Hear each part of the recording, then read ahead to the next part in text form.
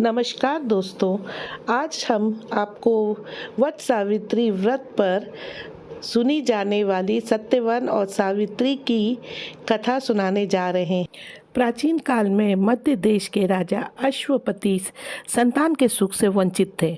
उन्होंने संतान प्राप्ति के लिए सावित्री देवी की पूजा की और कठिन यज्ञ करवाया। इससे उनके घर में कन्या का जन्म हुआ और राजा को संतान सुख की प्राप्ति हुई। राजा ने देवी के नाम पर ही अपनी पुत्री का नाम भी सावित्री रखा। सावित्री भी रूप की बेहद धनी थी। समय बीतता गया और सावित्री विवाह योग्य हो गई। एक दिन राजा ने सावित्री से कहा, सावित्री, अब तुम विवाह योग्य हो गई हो बेटी, इसलिए स्वयं अपने लिए योग्य वर की खोज करो। पिता की बात मानकर सावित्री मंत्रियों के साथ यात्रा पर निकल पड़ी।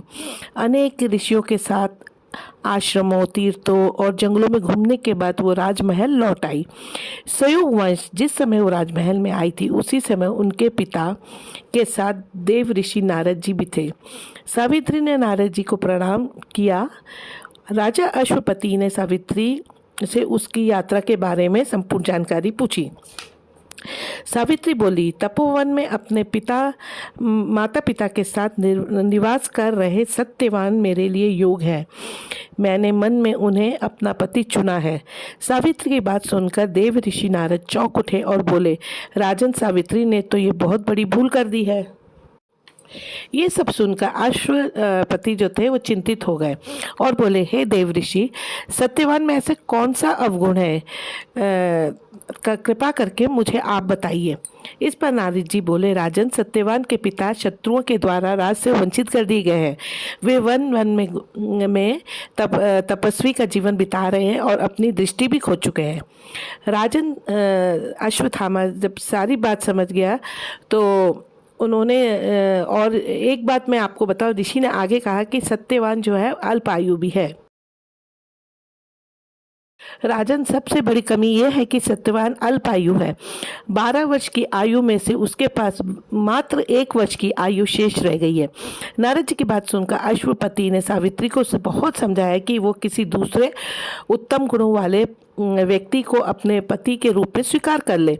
सावित्री ने कहा, पिताजी, नारी अपने जीवन में केवल एक ही पति को चुनती है और चाहे जो कुछ भी हो जाए, अब मैं सत्यवान से ही विवाह करूंगी और किसी दूसरे को अपने पति के रूप में स्वीकार नहीं करूंगी।